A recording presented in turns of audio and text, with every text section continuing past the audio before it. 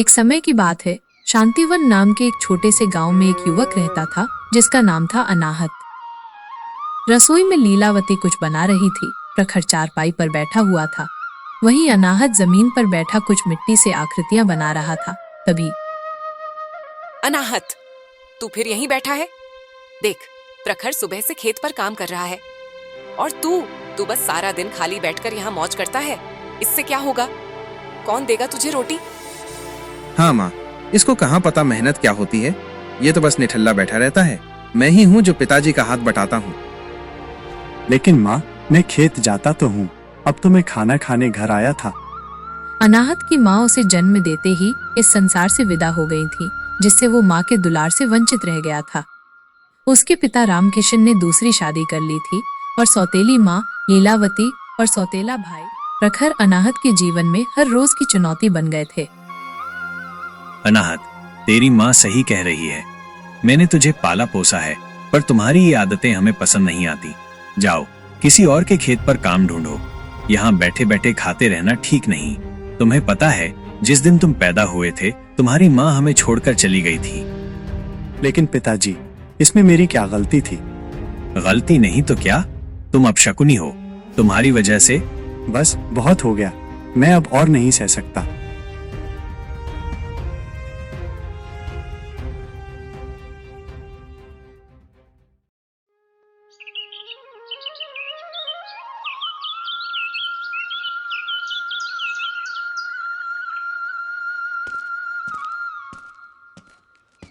अगले दिन रामकिशन, अनाहत और प्रखर कंधे पर औजार लिए खेतों में काम करने चले जाते हैं। वहां पहुंचने पर रामकिशन बोला, अनाहत, तुम आज इस खेत में हल चलाओगे। इस मिट्टी को नरम करके इसे बीज बोने लायक बनाना है। जब तक ये काम पूरा नहीं हो जाता, तुम घर नहीं लौटोगे।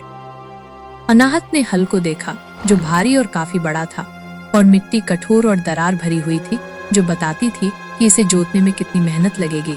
फिर भी अनाहत ने चुपचाप सिर हिला दिया। और प्रखर, तुम मेरे साथ चलो। हमारा जो सब्जी वाला खेत है, उसमें से कुछ ताजी सब्जियां बेचने के लिए तोड़ दो। ठीक है पिताजी। अनाहत ने अपनी नजरें झुका लीं। वो जानता था कि ये अन्याय था, फिर भी उसने कुछ नहीं कहा। उसने भारी हल को बैल के साथ जोड़ा और कठोर मिट्टी में उसे चलाने लगा। हर बार जब हल मिट्टी में धंसता, तब उसे भी जोर लगाना पड़ता और उसकी पीठ में दर्द का एहसास होता। पास ही प्रखर अपने पिता के साथ हल्के फुल्के ढंग से सब्जियां तोड़ रहा था। अनाहत ने उन्हें देखा और फिर से अपनी मेहनत में जुट गया, लेकिन इस बार उसके मन में पहले से कहीं ज्यादा उदासी थी। वो समझ गया था कि उसके लिए अपने ही घर में कोई जगह नहीं है।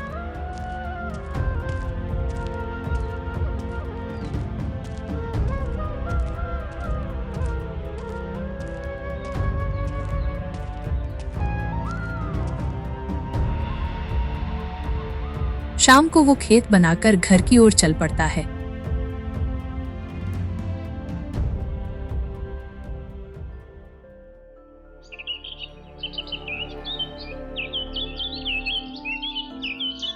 अगले दिन अनाहत का मन उदास था और वो थका हुआ था। उसे लगा जैसे उसके अस्तित्व का कोई मोल नहीं। वो घर से बाहर निकला और गांव के बाहर अपने पुराने पीपल के पेड़ के नीचे बैठ गया, जहां उसे थोड़ी शांति मिलती थी। वहां जाकर वो अपनी माँ की लिखी हुई डायरी पढ़ता रहता था। दोस्तों, कुछ ऐसी है मेरी कहानी। अगर आपने इसे पूरा देखा तो आप मनोरंजन के साथ एक अच्छी सीख लेकर जाओगे, इसलिए सब्सक्राइब और लाइक करना मत भूलना। अनाहत पीपल के पेड़ के नीचे उदास बैठा था। उसके चेहरे पर निराशा की गहरी छाप थी। तभी गांव का एक युवक रामू उसके पास आता है। क्या बात है अनाहत, तुम यहाँ इतने उदास क्यों बैठे हो? घर पर सब ठीक तो है? रामू, क्या बताऊं, तुम तो जानते ही हो कि मेरी माँ बचपन में ही चल बसी। पिताजी ने दूसरी शादी कर ली, पर मेरी सौतेली माँ लीलावती ने मुझे कभी अपना बेटा नहीं समझा। उनका ध्यान तो बस प्रखर पर रहता है। मुझे हर बात पर ताने मिलते हैं। मैं इस जीवन से ऊब गया हूँ रामू। हाँ मित्र, मैं जानता हूँ। तुम्हारे पिता रामकिशन भी प्रखर को ही अधिक भाव देते हैं। ये सब देखकर मुझे भी अच्छा नहीं लगता। कभी कभी तो मन करता है रामू कि मैं ये गांव छोड़कर ही कहीं दूर चला जाऊं, जहां कोई मुझे जानता ना हो। ऐसी मूर्खता भूलकर भी मत करना अनाहत। तुम्हारी सौतेली माँ और सौतेला भाई यही तो चाहते हैं।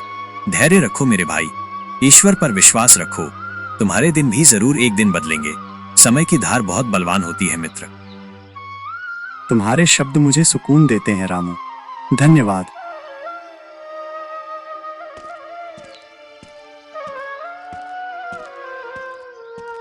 अनाहत के मन को कुछ शांति मिली और वो धीरे धीरे घर की ओर चल दिया। अनाहत घर पहुंचता है। लीलावती और रामकिशन पहले से ही गुस्से में इंतजार कर रहे थे।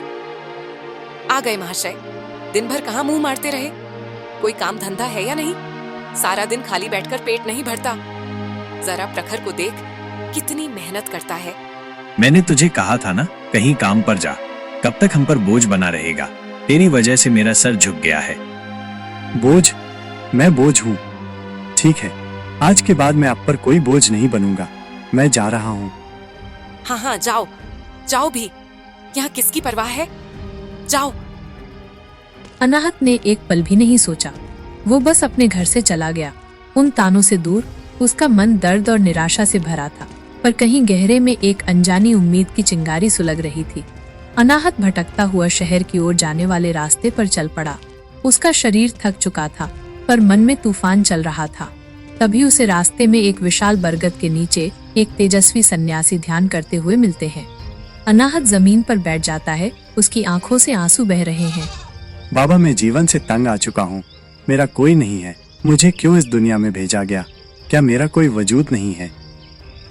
पुत्र, तुम इतने व्यथित क्यों हो? हर जीव का इस संसार में एक उद्देश्य होता है। बताओ, क्या कष्ट है तुम्हें? बाबा, मेरे माता पिता मुझे नहीं समझते। मेरी सौतेली माँ मुझे हर पल अपमानित करती है। मेरा भाई मुझे नीचा दिखाता है।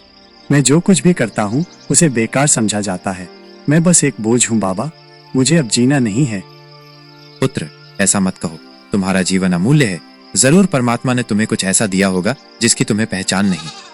नहीं बाबा, नहीं। मुझे भगवान ने कुछ ऐसा नहीं दिया। मुझे तो सब बेकार कहते हैं। नहीं पुत्र, ईश्वर कभी भी किसी को बिना किसी उद्देश्य के नहीं बनाता। ईश्वर सबका जीवन बराबर रखता है। बस फर्क ये है कि हम अपनी क्षमताओं को पहचान नहीं पाते। आओ पुत्र, मुझे अपना हाथ दिखाओ। और तभी सन्यासी अनाहत के हाथ को बड़ी गौर से देखने लगता है। रेखाएं देखने के बाद सन्यासी अनाहत को बताते हैं। बेटा, तुम्हारे अंदर एक विशेष कला छिपी है। ईश्वर ने तुम्हारे कर्मों में दुख लिखकर तुम्हारी कला को सर्वश्रेष्ठ बनाया है। तुम्हें इसका फायदा उठाना चाहिए। कला? मैं भला क्या जानता हूँ? तुम्हें याद नहीं? बचपन में जब तुम पाठशाला जाते थे तो तुम चित्रकला में सबसे अच्छे थे। तुम जो भी बनाते थे उसमें जान डाल देते थे। तुम्हारी उंगलियों में जादू है। पुत्र, तुम्हारी नियति में एक बड़ा बदलाव लिखा है। तुम तो तकदीर वाले हो बेटा। किसी किसी को ही ऐसा भाग्य मिलता है कि उसे ईश्वर इतना बड़ा वरदान दे। सन्यासी की बातें सुनकर अनाहत के मन में अचानक एक रोशनी सी चमक उठी। उसे याद आया, हाँ, बचपन में वो चित्रकला में सचमुच सबसे अच्छा था। वो घंटों रंग और ब्रश लेकर बैठा रहता था, लेकिन समय के साथ परिवार के तानों और मजदूरी के बोझ तले उसने उस कला को भुला दिया था। आज उसे अपनी अदृश्य कला का एहसास हुआ था। बाबा, मुझे अपनी गलती समझ में आ गई। मैं अपनी कला को अब कभी नहीं भूलूंगा। शाबाश पुत्र, अब जाओ और अपनी कला को निखारो। यही तुम्हारा रास्ता है। अनाहत वापस गांव लौट आता है। अब भी उसे अपने माता पिता की डांट सुननी पड़ती थी और उसके माता पिता उसे खेतों में बहुत ज्यादा काम करने के लिए मजबूर करते थे। अनाहत उनकी बातें चुपचाप सुनता, पर अब उसके मन में एक दृढ़ निश्चय था।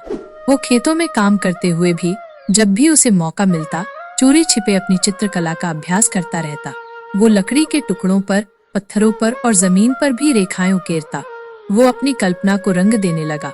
उसकी कला धीरे धीरे और निखरने लगी, इतनी कि अब उसके चित्रों में एक अद्भुत गहराई और भावना झलकती थी।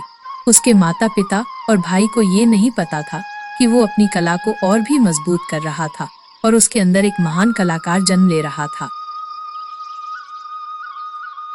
एक दिन गांव में एक शाही सैनिक घोड़े पर आता है।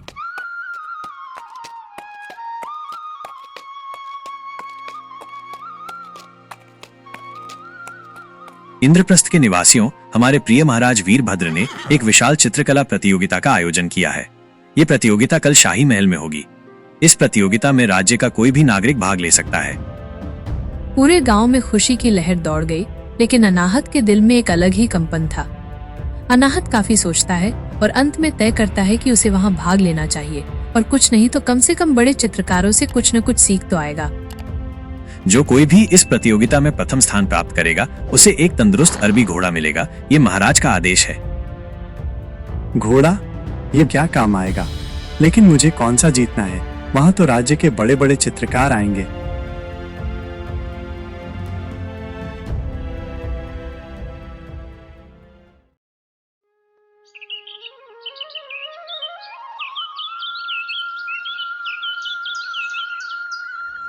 अगले दिन अनाहत बिना किसी को बताए इंद्रप्रस्थ की ओर चल पड़ता है। काफी दूरी तय करने के बाद अनाहत इंद्रप्रस्थ के शाही महल में पहुंच जाता है। वहां राज्य के बड़े बड़े चित्रकार आए हुए थे। महाराज वीरभद्र अपने सिंहासन पर विराजमान थे। आप सभी का स्वागत है कलाकारों। आज हम देखेंगे कि कौन है वह भाग्यशाली जिसकी कला इंद्रप्रस्थ के सौंदर्य को सबसे अच्छे से दर्शाती है। प्रतियोगिता का विषय है इंद्रप्रस्थ का छिपा हुआ सौंदर्य।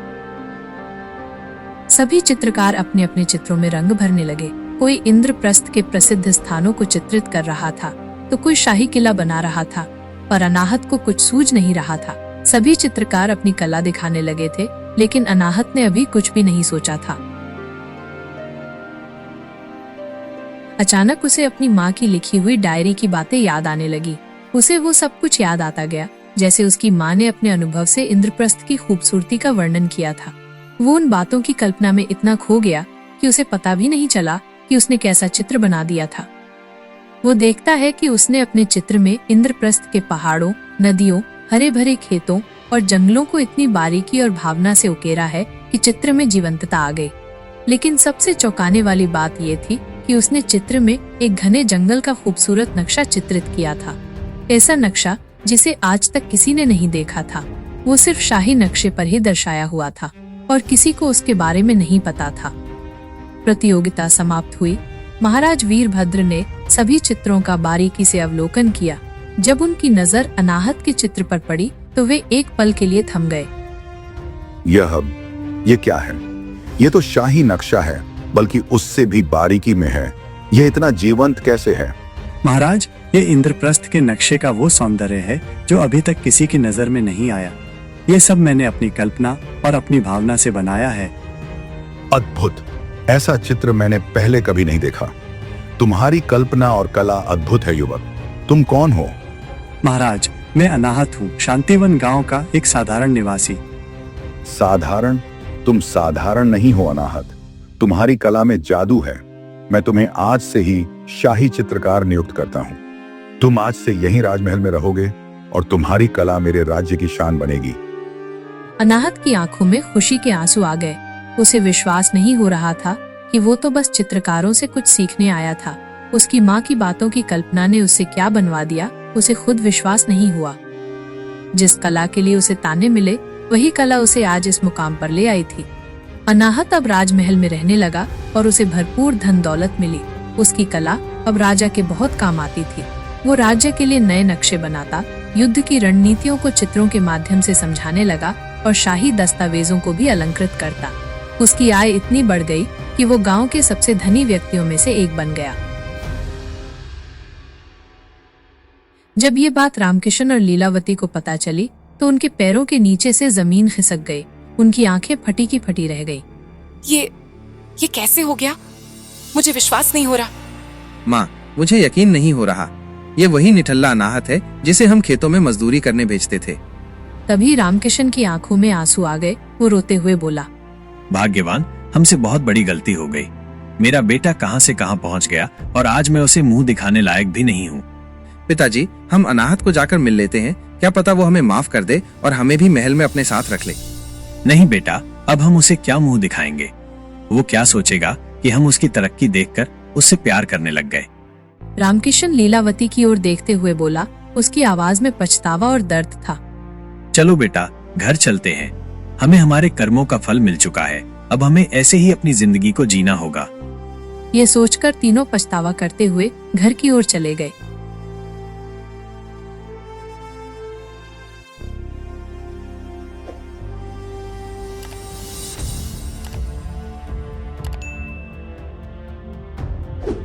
उसके बाद उनका जीवन और भी मुश्किल हो गया। वो दिन रात पछतावे में लगे रहते कि ये हमने क्या कर दिया। 2 महीने गुजर गए। तभी एक दिन उनके घर एक सिपाही संदेश देने आया। श्रीमान रामकिशन, आपको और आपके परिवार को शाही चित्रकार जी ने महल में बुलाया है, कुछ खास बात करनी है। वो तीनों सोचते रहे, आखिर अनाहत को क्या काम हो सकता है, उसने हमें क्यों बुलाया। पिताजी, कहीं भैया हमें सजा तो नहीं दिलवाने वाले?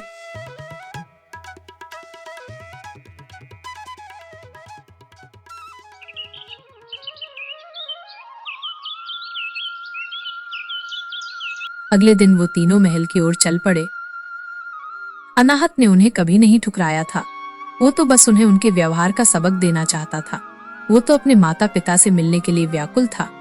जैसे ही वो महल के अंदर गए, वहाँ अनाहत अपनी चित्रकला का अभ्यास कर रहा था। हमें क्षमा कर दीजिए, मैंने बहुत बड़ी गलती की। मैंने अनाहत के साथ अन्याय किया। माफ कर दो अनाहत, मैंने तुम्हें कभी बेटा नहीं समझा। भाई अनाहत, मुझे माफ कर दो। मैं तुम्हें हमेशा नीचा दिखाता रहा, मुझे अफसोस है। बेटा अनाहत, मुझे माफ कर दे। मैं कितना अंधा था। मैंने तुम्हारी माँ को खोने का दोष तुम पर मढ़ा। मैंने तुम्हारी कला को नहीं पहचाना। मैं सबसे बड़ा पापी हूँ। अनाहत ने एक पल के लिए अपनी आंखों में झांका। उसे याद आया सन्यासी की बात, ईश्वर कभी भी गलत नहीं करता।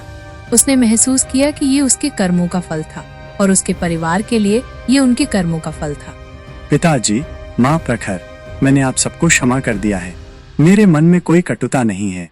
आज से आप तीनों राजमहल में मेरे साथ रहोगे, पर आप सभी को अपनी पिछली गलतियों का प्रायश्चित करना होगा।